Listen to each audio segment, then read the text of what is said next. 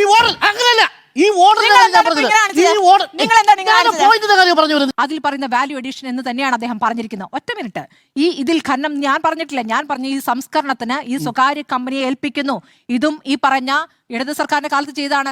ഇതേ കാര്യങ്ങളിലേക്ക് ഇവിടെ വരുമ്പോൾ ഉടനെ സ്വകാര്യം എന്ന് കേൾക്കുമ്പോഴേക്കും സ്വകാര്യവൽക്കരണം എന്ന് നിങ്ങൾ പറയുന്നു. സ്വകാര്യ നിക്ഷേപത്തെ നിങ്ങൾ സ്വകാര്യവൽക്കരണമാക്കുകയാണ്. സ്വകാര്യ നിക്ഷേപം എന്ന് പറയുന്നതിനെ സ്വകാര്യവൽക്കരണം എങ്ങനെയാക്കും? കേരളത്തിൽ കരിമണൽ സ്വകാര്യ കമ്പനിക്ക് കൊടുക്കാൻ ചട്ടമിറക്കിയ ഒരേ ഒരു സർക്കാർ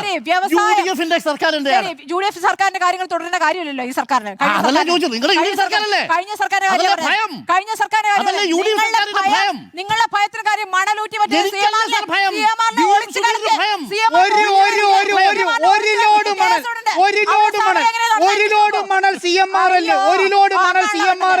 നടത്തി തെളിയിച്ചാലുണ്ടല്ലോ ഈ പരിപാടിയുടെ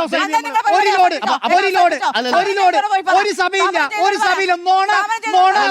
പച്ച മനോരമ അടിച്ചു വെള്ളപൂശാൻ കൊണ്ടുവന്ന വാർത്തയെടുത്ത് സ്മൃതി സ്വയം കുടുങ്ങിയ പാടില്ലായിരുന്നു.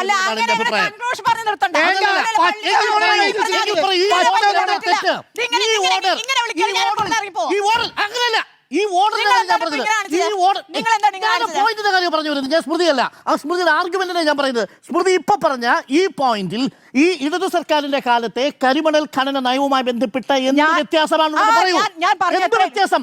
ബ്ലാക്ക് മൈൻ ഈ മൈനിങ്ങുമായി ബന്ധപ്പെട്ട് ഇടതു സർക്കാരിന്റെ നയത്തിൽ നിന്ന് ഇപ്പോൾ സ്മൃതി പറഞ്ഞ മനോരമയുടെ വാർത്ത എന്തു നയ വ്യത്യാസമാണ് ചൂണ്ടിക്കാണിച്ചിരിക്കുന്നത് പറയൂ.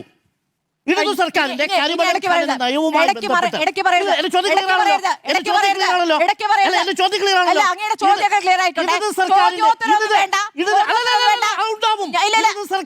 കരിമണൽ ഖനനവുമായി ബന്ധപ്പെട്ട നയത്തിൽ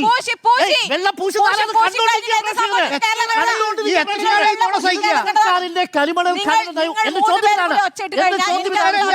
എന്റെ ചോദ്യത്തിലാണ് ഇടതു സർക്കാരിന്റെ കരിമണൽ ഖനന നയത്തിൽ നിന്നുള്ള എന്തു വ്യത്യാസമാണ് ഇന്ന് മനോരമ പത്രം റിപ്പോർട്ട് ചെയ്ത് സ്മൃതി ഇവിടെ അവതരിപ്പിച്ചത് പറയൂ.